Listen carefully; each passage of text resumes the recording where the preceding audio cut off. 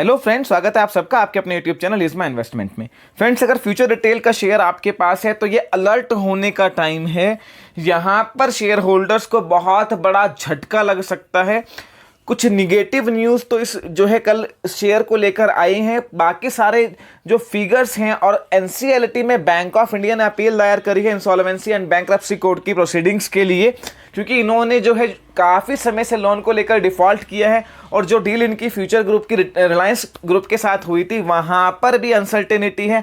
Amazon को लेकर जो पूरा बीच में विवाद चल रहा है उसको लेकर कंपनी लगातार डिफ़ॉल्ट कर रही है और फाइनली ये काफ़ी टाइम से ये बात लग रही थी कि अगर ये डील गो थ्रू नहीं होती है तो ये कंपनी एनसीएलटी में पिछले 2 साल पहले ही चली जाती, पर रिलायंस के डील की वजह से यहाँ पर इन चीज़ों को लेकर डिले हो रहा था। वहाँ अनसर्टेनिटी के बीच में एनसीएलटी में अपील जो है कर दी गई है। तो यहाँ पर फ्रेंड्स इन्वेस्टर के लिए एक बड़ी खतरे की घंटी है। डिटेल में हम आपको बताने वाले हैं कि फ्यूचर रिटेल में जो इन्वेस्टेड हैं उनको जो है यहाँ पर उनका फ्यूचर जो है बिल्कुल अंधकार में है और यहाँ पर बड़ा झटका उनको लगना लगभग तय माना जा रहा है। फ्रेंड्स, इस संडे 17 तारीख को हमने बेसिक्स ऑफ स्टॉक मार्केट पे 1 घंटे का लाइव ऑनलाइन सेशन रखा है। 15 मिनट का Q&A सेशन होगा, उसमें फ्री ऑफ कॉस्ट है ये सेशन। अगर आप अटेंड करना चाहते हैं तो डिस्क्रिप्शन में मैंने लिंक आपको दिया है, आप उसमें अपनी डिटेल फिल कर दीजिए। मोबाइल नंबर जरूर प्रोवाइड कराइए ताकि हम आपको सेशन का लिंक आपको भेज सकें। फ्री ऑफ कॉस्ट है, अगर आप सेशन अटेंड करना चाहते हैं तो लिंक में अपनी डिटेल फिल कर दीजिए। फ्रेंड्स, कल 14 तारीख को बैंक ऑफ इंडिया ने इंसॉल्वेंसी एंड बैंक्रप्सी कोड के तहत प्रोसीडिंग्स के लिए एनसीएलटी में अपील जो है कर दी है। बैंक ऑफ इंडिया ने जो है जो इन्होंने उनका लोन था रीपे नहीं किया था, काफ़ी जो है कन्वर्सेशन चल रही थी, कोई रेजोल्यूशन नहीं निकला और फाइनली एनसीएलटी में अपील कर दी है। इसके अलावा जो और बैंक्स हैं कंसोर्शियम के, उन्होंने भी जो है इंसॉल्वेंसी को सपोर्ट किया है और वहाँ पर जो है एक अपील कर दी है एनसीएलटी में। फ्रेंड्स, फ्यूचर रिटेल की जो टोटल लायबिलिटी है वो 14,000 करोड़ के आसपास है। बैंकों का लगभग 6500 करोड़ के आसपास है। इसके अलावा और भी लोन्स हैं। इसके अलावा जो है पब्लिक मनी भी इन्होंने उठा रखी है एफडीज के थ्रू, और क्रेडिटार्स हैं इनके, अनसिक्योर्ड क्रेडिटार्स हैं।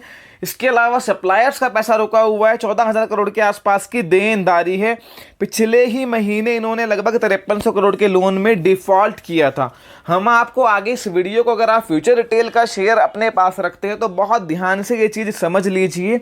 जो फैक्ट्स और फिगर्स हम आपको बता रहे हैं, अगर आप इस वीडियो को बिना स्किप करे ध्यान से सुन लेंगे तो आपको समझ में आ जाएगा कि यहाँ पर फ्यूचर रिटेल का फ्यूचर अब क्या होने वाला है।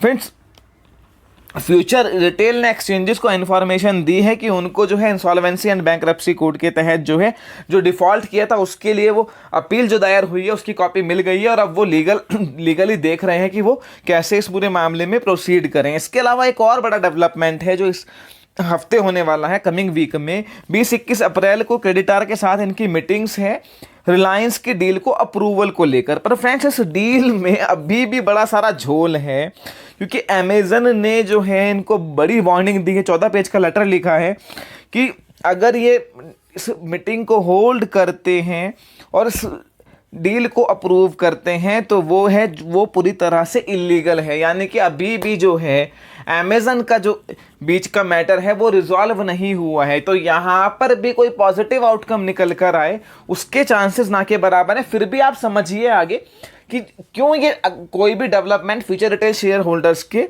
हित में नहीं है।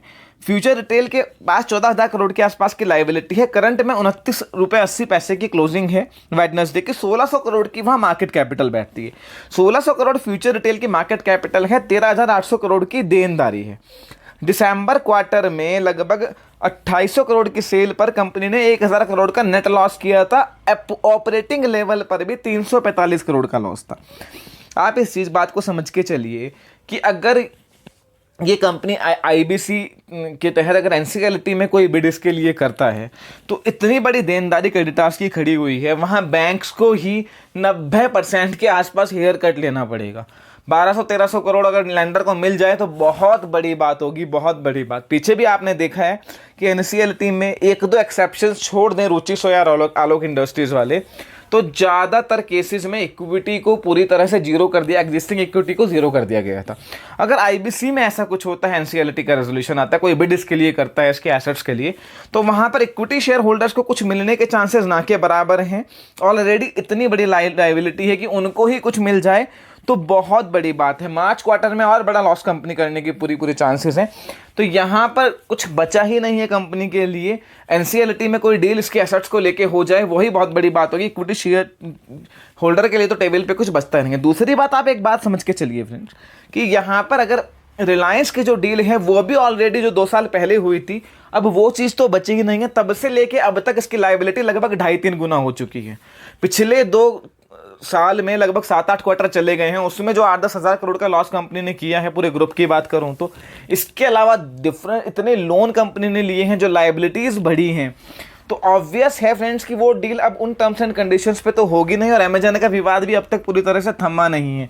तो ऐसे में कुछ बहुत पॉजिटिव आ जाए, मुझे उसके चांसेस बहुत कम लगते हैं। एनसीएलटी में इटसेल्फ जाना जो है काफ़ी निगेटिव है। हालांकि समहाउ जो है पहले से ही न्यूज़ पता थी।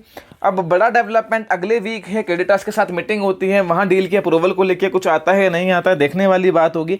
वैसे भी जिन एसेट्स के लिए लड़ाई थी उनमें अब कुछ बचा नहीं है। ब्रांड वैल्यू तो ख़त्म हुई ही है, सारे स्टोर्स भी इनके ऑलमोस्ट बंद हो चुके हैं, और बिग बाज़ार जैसी बड़ी ब्रांड को लोग अपने दिमाग से काफ़ी हद तक निकाल चुके हैं। तो टैंजेबल एसेट्स भी इनकी डिटोरिएट हुई है, और इनटैंजेबल एसेट्स भी, ब्रांड को भी धक्का लगा है। तो यहाँ पर फ्रेंड्स इक्विटी शेयर होल्डर्स को कुछ भी एक्सपेक्ट करना अब बहुत ही जो है नहीं चाहिए, और यहाँ कुछ उनको टेबल पे मिलेगा, मुझे इसके चांसेस बहुत कम लगते हैं।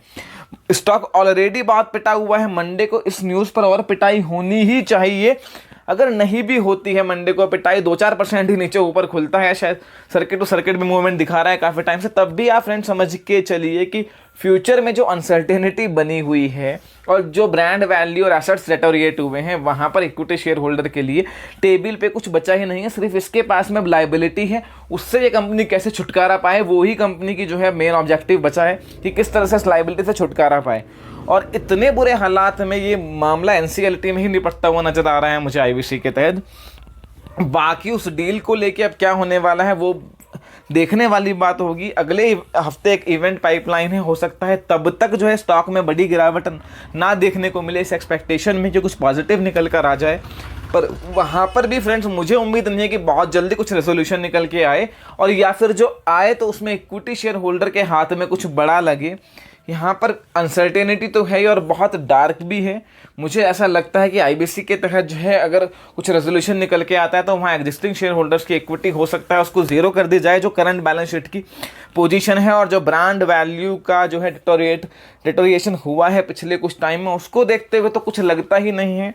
हालांकि रिलायंस के साथ पुराने टर्म्स एंड कंडीशंस पर एक डील है, सिर्फ वो ही एक होप बची हुई है कि वहाँ पर शायद कुछ पॉजिटिव निकल के आ जाए। पर उसमें भी अमेजन का जो बीच का इंटरफेरेंस है और जो लीगल इश्यूज़ हैं वो भी अब तक पूरी तरह से रिजॉल्व नहीं हुए हैं। अगर ये मैटर अगले हफ्ते भी रिजॉल्व नहीं होता है, महीने 2 महीने और खिंचता है, तो उसका रेजोल्यूशन एनसीएलटी आईबीसी कोर्ट के तहत होना तय है, और वहाँ इक्विटी शेयर को होल्डर को कुछ मिले, मुझे बहुत डाउट है उस चीज़ में, जो करंट की बैलेंस शीट की कंडीशन है। तो फ्रेंड्स आप अपनी कॉल इन फिगर्स और को देख के ले सकते हैं। बहुत अलर्ट होने की ज़रूरत है, क्योंकि यहाँ पर जो है इस पूरे अमेजन और फ्यूचर ग्रुप की लड़ाई में, इन तीनों की लड़ाई में सबसे ज़्यादा नुकसान इक्विटी शेयर होल्डर को हुआ है, और 2 साल में ये कंपनी ऑलमोस्ट ख़त्म हो चुकी है। इस पर लायबिलिटी के अलावा कुछ बचा नहीं है। मुझे नहीं समझ में आता किस चीज़ के लिए लोग इतना लड़ रहे हैं, जहाँ पर जो ब्रांड की वैल्यू थी वो तो ख़राब हुई है, इसके अलावा और नहीं ब्रांड वैल्यू आज की डेट में रिटेल सेक्टर में, और नए प्लेयर्स ने अपनी बड़ी ब्रांड्स बना ली है। तो अब उस चीज़ में कुछ बचा नहीं है, इसको देखना होगा। इसका जो अंत है वो इक्विटी शेयर होल्डर्स के लिए बहुत दुखद हो सकता है। फर्दर आपकी कोई भी क्वेरी इस वीडियो को लेकर हो, feel free to ask me in the comment section. Video पसंद आई है लाइक कीजिए, दोस्तों के साथ शेयर कीजिए।